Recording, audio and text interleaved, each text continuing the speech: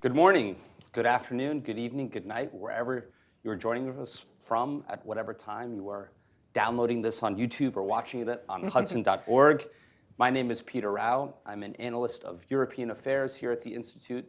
But today we're here to talk about a new report covering an issue that is truly global and transnational, and that is, of course, nonproliferation. A new policy memo out just today, hot off the presses, called Nonproliferation, Great Power Competition. And I'm thrilled to be joined by its two authors. To my immediate left, my colleague here at Hudson, Rebeccah Heinrichs. Rebeccah is a senior fellow here at Hudson and the director of the Keystone Defense Initiative. The Keystone Defense Initiative has a periodic newsletter. How does one sign up for the Keystone? It's online. It's very easy to find. You can go to Rebeccah Heinrichs, Keystone Defense Initiative, Hudson Institute, sign up monthly. Great. You may know Rebeccah from her appearances in mass media. She was also a member of the Bipartisan Strategic Posture Commission, which was set up in the FY 2022 NDAA. She also serves on the U.S. Strategic Command Advisory Group and the National Independent Panel on Military Service and Readiness. And she has her doctorate in Defense and Strategic Studies from Missouri State University, where she graduated with distinction. We're also thrilled to be joined by Yashar Parsie, who is a contributor to the Keystone Defense Initiative, the aforementioned project Rebeccah has stood up. He was a fellow in the Center for Russia and Europe at the U.S. Institute of Peace, a Mill Ledge Assistant in the United States Senate, and a researcher in the Belfer Center at Harvard University. He's part of the Nuclear Scholars Initiative and the Project on Nuclear Issues at CSIS. Thanks, both of you, for having me here and giving me the opportunity to talk for a few minutes with you about your new report. I have to say, reading it, it took me back to graduate school when I had the chance, I mentioned this to Rebeccah earlier, to read the Scott Sagan, Ken Waltz debates on the virtues and vices of proliferation. And in a way, you set it up similarly because you outlined the arguments for and against nonproliferation and then offered your own assessments on it. I think for the lay person, and certainly for myself, probably the two arguments that have traditionally hit me most persuasive is one, that nuclear weapons are inherently dangerous. And so the right answer for the number of countries which should have nuclear weapons is probably one, the United States in an ideal world, which we don't live in. And then secondly, that number five, the danger of proliferation cascades. So weapons can move through the system, and all of a sudden, American presidents have worried about this dating back to President Kennedy. One country acquires nuclear weapons, another as a reaction to that, and so the process begins almost in a chain. But I'm a bit ahead of myself. I think the most basic and fundamental question to ask is, why did you write this report and why now? Rebeccah, perhaps you could fill us in on that. Sure, thank you, Peter. Great introduction, and I'm thrilled with the results of this report, and just want to thank Yashar for this hard work, and Robert Emmett, who helped us, my research associate here at Hudson. A lot of work went into it, and really,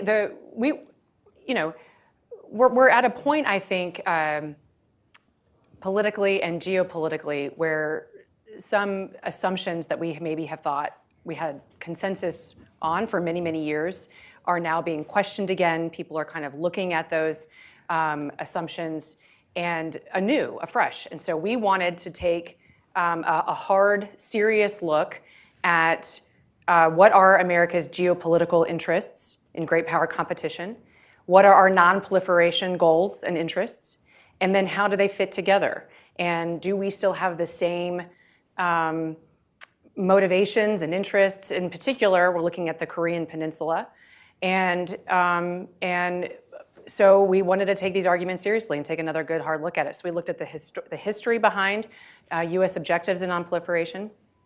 And then we interviewed some South Korean experts to try to get their understanding, try to understand what's going on in South Korea, looked at the historical perspective, and then looked at some of the arguments, the logical arguments that serious strategists have considered, and then tried to understand how do they fit into America's larger geopolitical interest today, understanding that China is our number one geopolitical foe that has the greatest capacity and desire to undermine American core interests, and that it's collaborating across the globe with other authoritarian countries to do that. So we wanted to, rather than sort of write off some of these arguments that may be popping up now that, maybe it's not so important for the United States to care about nonproliferation today. Or maybe slow proliferation is okay, given the nature of the threats and the pressures against the nonproliferation regime. And so rather than kind of writing it off, Yashar and I wanted to take the issue seriously, go back and look at these primary assumptions and see how we could fit it within the larger geopolitical context. And so that really was our motivation for taking a stab at assessing the issue. Great, and I should have mentioned that at the outset. It really starts, I think, with the theoretical discussion, and then the case study that dominates the rest of the report is really the ROK in South Korea. Yashar, let me ask you about one line in particular that stood out to me, which is in the arguments for nonproliferation, your first is on entangling alliances. And here there's a great line in the assessment which says, having a greater number of nuclear allies acutely increases the risk and potential consequences of chain ganging. To avoid being dragged into a war it does not wish to fight, and to maximize options for when and how U.S. policymakers engage in conflicts far from America's shores, the United States should continue to oppose proliferation. I would have thought the reverse is the case, that when a country gets nuclear weapons, it actually causes it to feel perhaps more secure, less inclined to take risks, but you're suggesting the opposite might be the case. Tell me why that is. Well, thank you, Peter, and thank you so much to Rebeccah and the Keystone Defense Initiative at Hudson Institute. I should stipulate that my comments reflect only my opinions. We're going to delete that part out. Just kidding.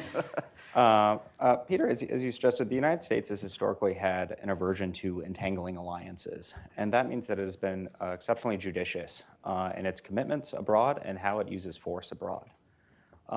The concern that emerged in the literature was something captured in political science by the term chain ganging, when an ally drags another into war. You might well be correct that some allies will be more averse to entering into conflicts with a nuclear deterrent, but that is not necessarily and always the case. And in particular, we were concerned that foreign conflicts under the nuclear shadow would present an acute risk of U.S. intervention, and in particular that the consequences of those conflicts between nuclear-armed opponents could be greater. And so the potential cost is something that weighed heavily on this analysis. Great. And then, Rebeccah, if I could ask you about this great discussion about geopolitics versus nonproliferation. Can you talk a little bit about what the trade-offs are, what the thinking is behind that? Sure. Really interesting discussion, which is number 8 for those of you following along at home. And I do encourage everybody who's physically here with us to grab a copy right outside the room here of the report. So one of our kind of biggest takeaways or biggest points is that nonproliferation is still a tool of statecraft. It still should serve American geopolitical strategy and interests. So it's not its own kind of separate, ideologically motivated, pet project. That we have to look at it within the context of trade-offs. What are our biggest concerns? As I stated, it is deterring Chinese revanchism. That's our primary concern of the United States right now. And the Chinese are in the midst of their own strategic nuclear breakout, their own decision to use nuclear weapons in their own strategy, defense strategy. But we also have the North Koreans. It's a rogue state, and it's still a serious concern of the United States. But clearly, North Korea poses an existential threat to the South Koreans in a way that it does not pose to the United States. Okay, so it's still a national interest, not in the way though that the Chinese could pose an existential threat to the United States. But we also have an interest in the South Koreans being secure and free and a democracy that is self-determining, and we want it to be safe. And so it's still an interest of the United States to make sure that the South Koreans remain safe and secure. And so we extend our own nuclear deterrent to the South Koreans as well. So you can see these are all interests, but they're not all the same interest, nor to the same degree does the United States invest in its efforts and thinking in all of them equally. And so we were trying to figure out, okay, well, how do we then think about how good it is for the United States to continue to make sure that nonproliferation stays sound, that the South Koreans don't feel pressure to get their own nuclear weapons. And if they do, does that also undermine our larger goal, which is to deter the Chinese? And I think it does. And this is hard stuff. And it's not super clean all of the time.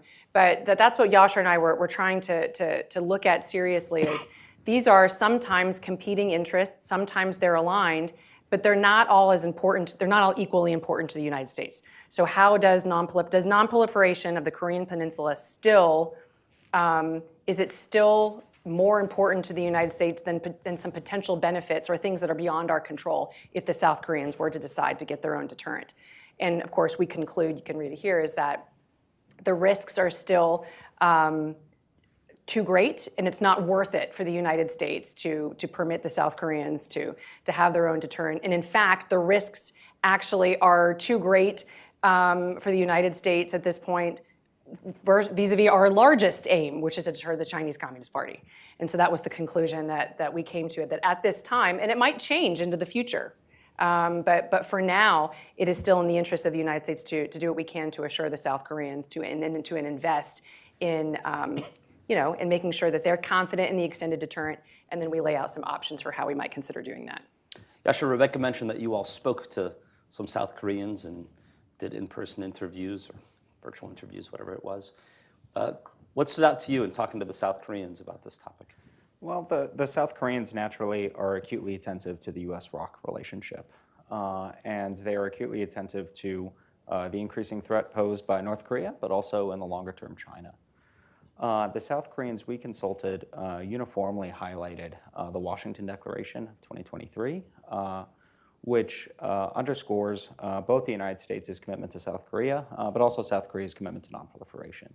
And the Washington Declaration, beyond a pronouncement, also introduced several consultative mechanisms that the U.S.-ROC relationship has been using, in particular, a mechanism by which the U.S. and ROC will consult on nuclear deterrence on the Korean Peninsula. They uniformly highlighted that as valuable, as giving South Korea a stake in the relationship, and that allaying some of the assurance concerns they had had. That said, the Washington Declaration is not the final statement on this issue, and those are consultations that should continue and continue vigorously as needed. I was speaking in a recent week or so, I think it was in the last week, to a name you all would recognize in the Asia analysis community, who put the percentage odds of the ROK going nuclear in the next 5 to 10 years at 50%. I'm not asking you to venture a guess as to where you would put the percentage, if that was right or wrong, too optimistic or pessimistic, depending upon what side of the debate one sits on. But beyond the consultative mechanism, or is that enough? What is the final word, or what else do we need to do to make sure that the ROK stays within kind of conventional bounds? So we considered recommendations for U.S. policymakers in 3 buckets. The first was policy, and I think continuing with consultations under the Washington Declaration is a fairly low-cost diplomatic investment with high returns for extended deterrence and assurance. But I think you're right that that is probably not enough. And so we also considered what changes to U.S. Posture on the Korean Peninsula policymakers should consider, as well as what changes to U.S. Nuclear and defense programs they might consider. Rebeccah, would you like to speak further to the posture and programmatic changes that policymakers ought to consider? Sure, I can do that. The other thing that I wanted to know while we're thinking about consulting with some of the experts too is that just like in many countries, sometimes there can be a different view among the South Korean people versus those who are charged with the responsibility of carrying out the security of the South Korean people. So that was another thing that's a little bit different. And even within that group, there's probably some... And even within that group... Like our own system now? Yeah, exactly. And so that was another point that we make here, and we draw that out a little bit in the report as well. And Peter, you alluded to a little bit, again, this isn't... There is risk and reward in sort of every option, and you have to weigh those. And it's certainly the case even with the South Koreans that I'm still optimistic that the South Koreans will not get to the point in the next several years where they think that they're going to need their own deterrent.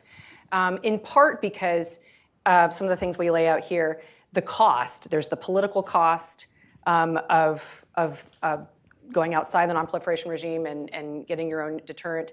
Then there's the financial cost of paying for it. But then there's the ongoing cost of keeping that nuclear deterrent safe, secure, reliable, modernized, credible, all the things that the United States and our British allies are constantly grappling with, is that this isn't something that you just purchase one time and then you get to keep it. It's an ongoing investment that each country must make, and it carries with it enormous costs that I think is certainly worth it for U.S. interests.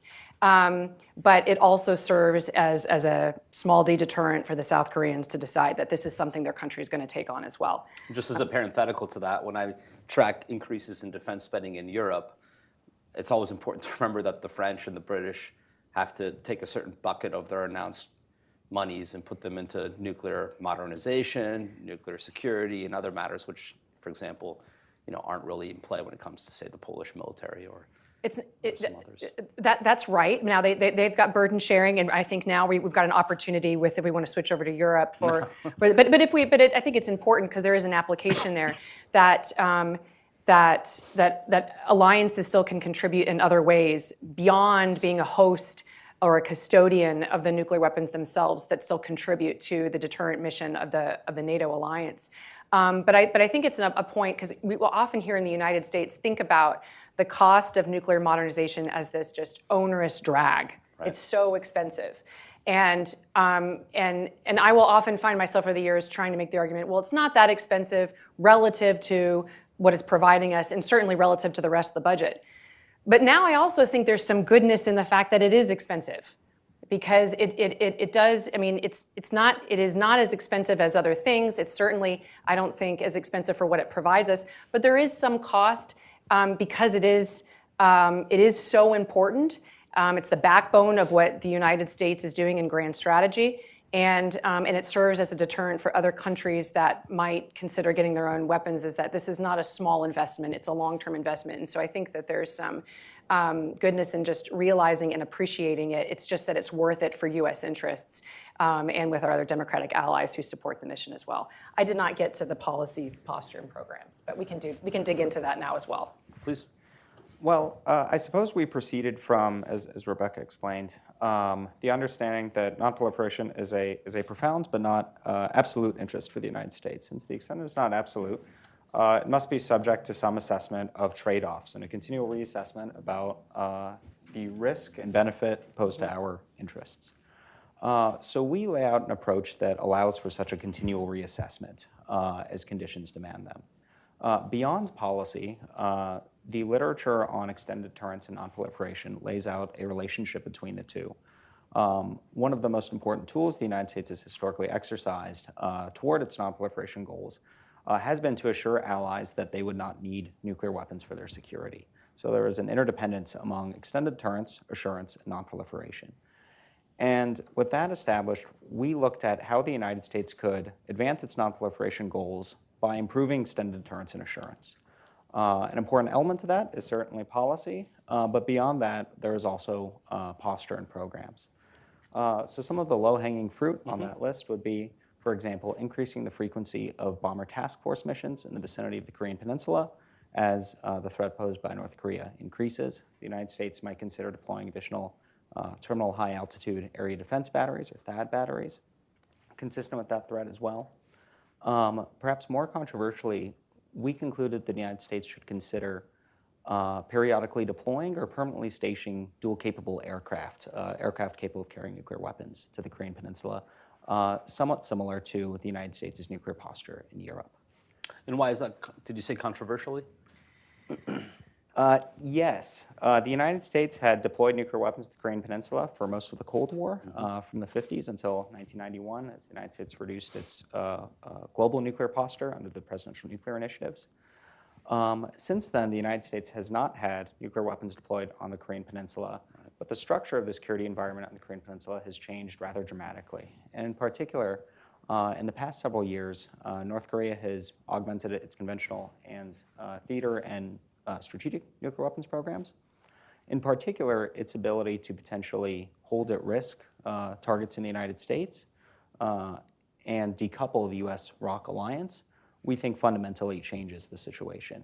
And in order to better couple the United States and the ROC, we think it would be appropriate for policymakers to consider deploying nuclear weapons on the peninsula. So the DPRK's ability to hit the U.S., which is a new and relatively recent dynamic and development, increases the incentives for the U.S. to go back to the ROK with nuclear weapons or nuclear-capable aircraft, rather than the reverse. It increases our extended deterrence and assurance requirements, and in a manner that I think the Cold War is instructive. Because the Soviet Union could hold at risk the United States used forward deployed nuclear forces to bind together Europe and the United States. And I'm going to tease that out a little bit more. So the South Koreans understandably want to be confident in the credibility. Some would say that, I didn't mean to interrupt, No. but some would say that that now with the DPRK able to hit the U.S., a counterstrike organized by the U.S. is much less credible or likely than under previous scenarios in which the U.S. homeland wasn't at risk. Right. So just, and I think this audience would know this, but just as a refresher, assurance rests in the mind of our allies. So our allies are fundamentally the ones who decide what assures them. Mm-hmm. They're going to be assured, and it's going to change. I mean, these are people, not robots, but they're going to want to know that there is a credible scenario in which the United States would come to their defense. And if our shared adversary, the North Koreans, have increased their ability to hold at risk the American homeland, the South Koreans would then understandably be concerned that if the United States was exposed and vulnerable, that we would be more concerned about our own selves and might not risk coming to their defense or in ensuring that we provided what they believe is necessary for their own security, their own deterrent. And this is really, it's always been true, and this is in part the argument for American limited missile defenses here at home. So when President Bush withdrew the United States from the Anti-Ballistic Missile Treaty in 2003, part of the argument was that this would also increase our assurance, the credibility of our assurance and our extended deterrent to the South Koreans, that we could provide a defense that could credibly protect the American homeland from what the North Koreans could throw at us.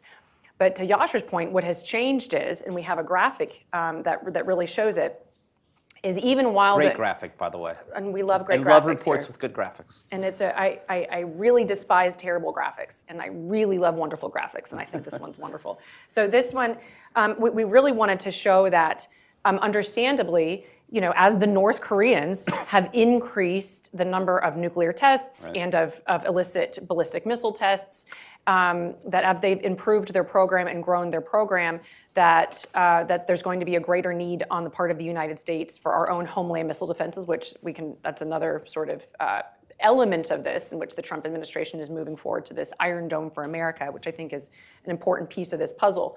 But another piece of the puzzle then is also to increase the credibility that, we do have credible options that we would, in fact, credibly use in the minds of the South Koreans would believe we'd use them in their defense, and that the North Koreans would know that we have credible options that we would use. And so what are those credible options? That's where Yashar and I kind of laid out some posture changes that we would recommend, and then some programs that would complement those posture changes. I would just say, Yashar mentioned a little bit more that it's controversy or more controversial. It could be. We're sort of on the front end of this. I think it is.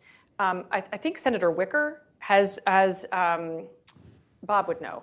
Senator Wicker has floated this idea or has pushed the idea to look at an assessment of what the United States would have to do with the South Koreans, and whether or not, or what some options are, what the cost would be for doing that. And so I think very serious people who understand the nature of the threats being posed to the South Koreans, the growing threat to the U.S. homeland by North Korea, and how that fits into our other serious, grave challenge of deterring the PRC, that, again, to Yashar's point, this is dynamic.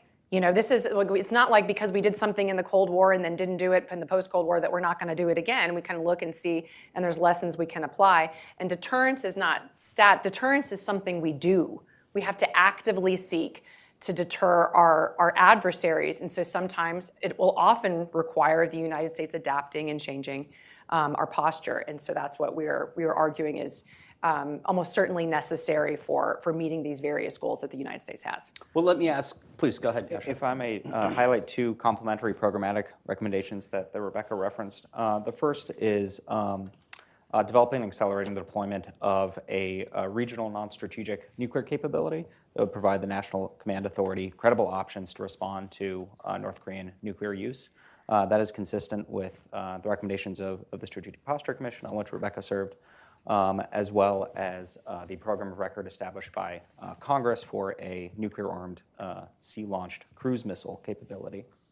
And the second... SLCM. SLCM-N, correct. Great acronym in my mind, but anyway. The second is developing a more robust homeland defense architecture, consistent with the President's recent executive order, as Rebeccah referenced. And that would reduce U.S. vulnerability to coercion and make more credible the United States' pledge to come to its allies' defense.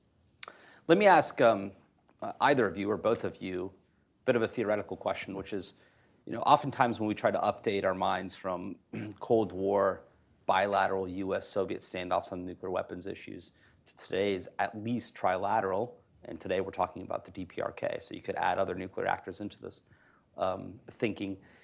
Oftentimes the main casualty as it's presented are disarmament talks, because while we can get into maybe a disarmament negotiation or an update to SALT or whatever it might be with the Russians, if the Chinese aren't prepared to play ball, then it's not clear that it's in the American strategic interest, and so we tend to back off. And that was definitely a dynamic in the first Trump administration.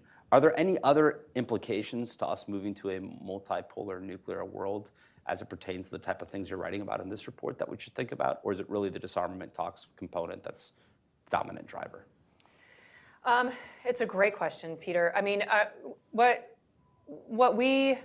that's sort of beyond the scope of this particular report, but one of the things that we, certainly the Strategic Posture Commission grappled with is, we are certainly open to talking with our adversaries, diplomatic efforts.